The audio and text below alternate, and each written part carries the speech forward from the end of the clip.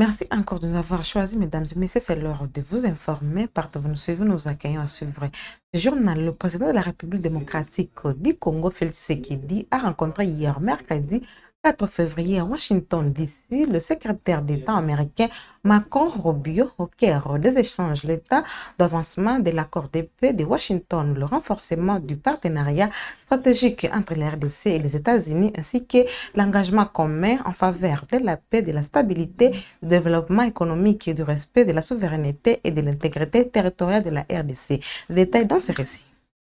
Le président de la République démocratique du Congo, Félix Tshisekedi, a tenu mercredi 4 février à Washington, D.C., une séance de travail stratégique avec le secrétaire d'État américain Marco Rubio. Cette rencontre s'inscrit dans la dynamique du renforcement des relations diplomatiques entre Kinshasa et Washington à un moment charnière pour la sécurité et le développement économique de la RDC. Au centre des discussions figurées, l'état d'avancement des engagements pris dans le cadre de l'accord de paix de Washington. Les deux personnalités ont évalué les progrès réalisés tout en réaffirmant leur volonté commune d'accélérer la mise en œuvre des mesures destinées à consolider la stabilité politique et sécuritaire dans l'est de la RDC, une région marquée par des défis persistants. Le partenariat stratégique entre la RDC et les États-Unis a également occupé une place importante dans les échanges. Les deux parties ont évoqué les perspectives de coopération dans des secteurs clés tels que la sécurité régionale, la gouvernance,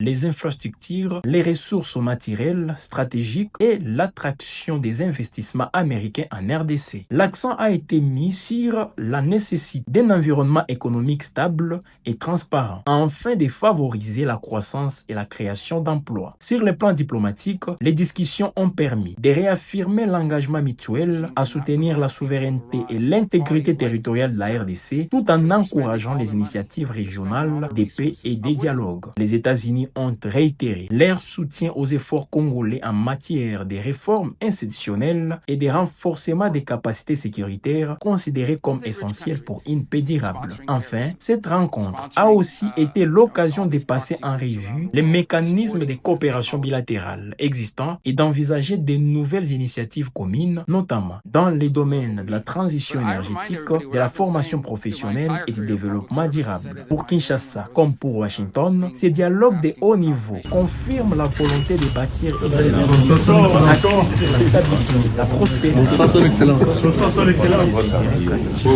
En mission officielle en Prague du 1er au 4 février 2026, le vice-premier ministre de l'Intérieur, Jacques Chabani, a échangé avec les autorités tchèques autour des réformes structurelles du secteur sécuritaire en RDC.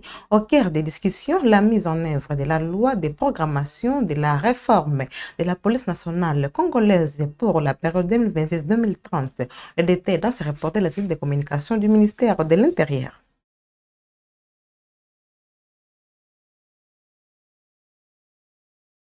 Dans la dynamique des réformes structurelles du secteur des sécurités impulsée par le président de la République, Félix-Antoine Tshisekedi, le vice-premier ministre, ministre de l'Intérieur, Sécurité, Décentralisation et Affaires coutumières, Chabani Louko, a effectué une mission officielle en République tchèque. Objectif, mener des échanges approfondis sur les réformes majeures instaurées dans le secteur sécuritaire en République démocratique du Congo. En séjour à Prague, capitale de la République tchèque, le vice-premier ministre a été reçu successivement au cabinet de son homologue, ministre de l'Intérieur de la République tchèque, Lubomir Metra, au cabinet de la vice-ministre tchèque des Affaires étrangères, Marie Chatorva, ainsi qu'à l'Académie des polices de ce pays de l'Europe centrale, où des expertises, outils de formation et bonnes pratiques lui ont été présentés par le directeur général de cette institution. Le vice-premier ministre s'est entretenu également avec les autorités tchèques sur plusieurs sujets d'intérêt commun liés à la sécurisation des populations. Les autorités tchèques ont, au terme de ces échanges, salué la volonté de la République démocratique du Congo d'intensifier les contacts politiques avec l'État tchèque. Elles ont également félicité la République démocratique du Congo pour son statut de membre non permanent du Conseil de sécurité des Nations Unies. À savoir que cette mission s'inscrit dans un contexte marqué par la finalisation par le gouvernement de la République des réformes structurelles majeures du secteur de la sécurité, portées notamment par la loi de programmation de la réforme de la police nationale congolaise pour la période 2026-2030. Cette loi ambitieuse repose sur 3 axes stratégiques: le renforcement du cadre institutionnel de la police nationale congolaise, la professionnalisation des effectifs et des pratiques policières, ainsi que le renforcement du lien des confiances entre la police et la population. La mise en œuvre de ces axes vise des résultats mesurables, notamment le recrutement de 90 000 policiers sur 5 ans, l'équipement adéquat des unités, la mise à la retraite des 10 000 agents, ainsi que la construction et la réhabilitation d'infrastructures policières sur l'ensemble du territoire national.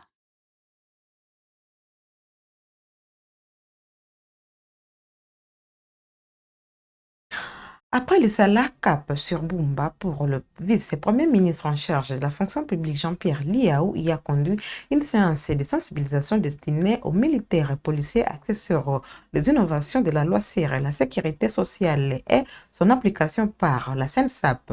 Une démarche visant à renforcer la compréhension et l'adhésion des forces de défense et de sécurité à ces nouveaux dispositifs. Reportage. Dans le cadre de la campagne nationale de vulgarisation des réformes de l'administration publique, le vice-premier ministre de la fonction publique Jean-Pierre Liaou a, en marge de sa mission à Bumba, sensibilisé les agents publics, militaires et policiers sur les innovations introduites par les lois promulguées par le chef de l'État, notamment le régime spécial de sécurité sociale géré par la CENSAP. A insisté pour que désormais, que systématiquement, lorsqu'il s'agira des discussions entre le gouvernement et les syndicats, les agents civils, autour des questions touchant notamment à l'amélioration des conditions socio-professionnelles, eh bien, que systématiquement et automatiquement, nous puissions aussi intégrer les agents militaires, c'est-à-dire militaires et policiers, systématiquement. C'est ce qui avait conduit dernièrement au doublement de votre solde. À l'occasion, le vice-premier ministre Jean-Pierre Liaou a martelé sur les biens fondés de la branche de retraite et des risques professionnels de la CENSAP, qui est une véritable révolution sociale intégrant les militaires, policiers ainsi que leurs dépendants. C'est plus qu'une cérémonie symbolique. C'est vraiment la cristallisation d'une volonté ferme du président de la République, qui est en train d'être matérialisée petit à petit par le gouvernement sous la conduite de la première ministre, en collaboration avec les ministères concernés, pour que nous mettions en place un système de sécurité sociale qui soit véritablement inclusif et qui ne laisse aucun agent public au bord de la route. Avec le régime spécial de sécurité sociale géré par la CENSAP, les agents publics de l'État, y compris militaires et policiers, sont désormais placés au cœur d'un système de protection sociale digne d'un État moderne et responsable. Dans la Chopo, alors que le groupe F-123 revendique une attaque de drones destinée à neutraliser la supériorité aérienne de Kinshasa, le gouverneur de province parle d'une tentative de jouer. Selon Paulin Lendongola, les engins ont été interceptés avant d'atteindre leur cible. Il se veut rassurant et confirme que l'aéroport demeure pleinement opérationnel. Il est ici. Je rassure toute la population de la Chopo et j'appelle la même population à continuer à faire confiance d'abord au commandant suprême, son Excellence Félix-Antoine Tshisekedi Tshilombo, président de la République, faire confiance au gouverneur de province, faire confiance aux institutions de la République et surtout faire confiance à nos vaillants militaires des FARDC. Donc, la situation est sous contrôle, comme je l'ai dit. Ici, nous avons détruit 8 drones. Ils avaient essayé leur barbarie, nous avons freiné. Les dispositions très très fortes sont mises en place et rien ne pourra perturber cet aéroport à fonctionner. À Ituri, sous administration militaire, un nouveau projet éducatif voit le jour. Plus de 62 000 enfants sont concernés par cette initiative qui vise à renforcer l'accès à l'éducation dans un contexte sécuritaire encore fragile. Un programme porteur d'espoir pour des milliers de familles. Reportage. Sous l'état des sièges, l'Ituri devient une province d'opportunités et d'espoir. Un nouveau investissement en faveur de l'éducation demeure en Ituri. Ces projets qui est orienté vers les enfants en situation de crise, avec des interventions spécifiques en faveur de jeunes filles vulnérables, sera exécuté dans la province éducationnelle du Ituri 1, afin d'offrir à ceux derniers une éducation de qualité tout en renforçant leur autonomie. Les partenaires de la mise en œuvre de ce programme l'ont présenté ce mercredi 4 février 2026 au gouverneur militaire. Dénommé Education Can't Wait, l'éducation ne peut pas attendre. Il sera conjointement exécuté par l'UNICEF, World Vision, Save the Children, Femmes Dynamiques pour le Progrès Social, une organisation locale. Manager de programme à Education Can't Wait. Et par rapport à votre question, ce projet ce sera sur la province de l'Ituri 1. Donc il va toucher 62 000 enfants dans la province de l'Ituri 1 et ce sera des interventions pour permettre aux enfants qui sont en ce moment déplacés sur les différents sites autour de la province d'accéder à une éducation de qualité. Et il y aura aussi dans le programme des interventions spécifiques pour permettre aux filles qui n'ont pas pu être à l'école ou qui ont été victimes de différents développement et des différentes situations dues au déplacement, d'accéder à l'école et aussi de renforcer leur autonomie. L'appropriation de ce projet par les bénéficiaires a martelé Fatou Niang, manager de programme à l'UNICEF. Dans les programmes, c'est vraiment d'appuyer le gouvernement pour que le gouvernement puisse mettre en œuvre ces projets et continuer après avoir des financements pour lui-même continuer. Donc du coup, dans le cadre de la soutenabilité, nous encourageons toujours le gouvernement à reprendre le pouvoir et à reprendre le projet et mettre en place des mesures pour le continuer avec ses propres financements. Rappelons que l'investissement s'aligne sur la stratégie nationale et provinciale de l'éducation en faveur des enfants en situation d'urgence, mise en place par le chef de l'État Félix-Antoine Tshisekedi Tshilombo, imprimée en Ituri par le gouverneur militaire, le lieutenant-général Boyanka Chamadjouni, qui restaure lentement et sûrement la dignité humaine. De retour hier mardi à Lubumbashi, après ce jour à Kinshasa et à Paris, le gouverneur intérimaire Martin Kazembe a annoncé une série de mesures pour renforcer la mobilisation des recettes publiques. D'ici un mois, des imprimés de valeur seront mis en circulation afin de maximiser les recettes de l'État. Reportage. C'est à partir de l'aéroport international de la Loano que le gouverneur intérimaire du Haut-Katanga a regagné la ville de Lubumbashi ce mercredi 4 février 2026. Martin Kazembe Choula revient d'une mission officielle à Kinshasa où il a pris part à un atelier organisé par le ministère national de l'Intérieur avec l'appui des Nations Unies. Nous avons été invités par notre hiérarchie à Kinshasa pour participer à une activité qui a été organisée par le ministère de l'Intérieur, sponsorisée par les Nations Unies sur la gestion des risques de catastrophes naturelles. De Kinshasa, Martin Kazembe Choula s'est rendu à Paris en France pour assister à la production des imprimés de valeur. Cette année, la province mettra ces documents au début de l'année à la disposition des assujettis, une première dans le Haut-Katanga. Chaque année, les imprimés de valeur arrivent à la fin de l'année. Et cette fois-ci, nous avons suivi les recommandations de l'Assemblée, qui est l'autorité budgétaire. Ça ne sera plus le cas. Donc, dans un mois, nous aurons les imprimés de valeur bien sécurisés avec beaucoup d'innovations qu'on venait d'apporter. Donc la population haut-katangaise, nous l'encourageons de nous accompagner, de nous soutenir en se procurant ces imprimés de valeurs-là. C'est pour nous permettre aussi d'avoir des moyens pour réaliser certains projets qu'on a déjà alignés. La population est donc avertie, payer ces documents est un devoir civique qui permet à l'exécutif provincial de réaliser son plan de développement de la province. Et pour terminer, toujours dans le Haut-Katanga, la riposte sanitaire s'étant suffit face au Mpox.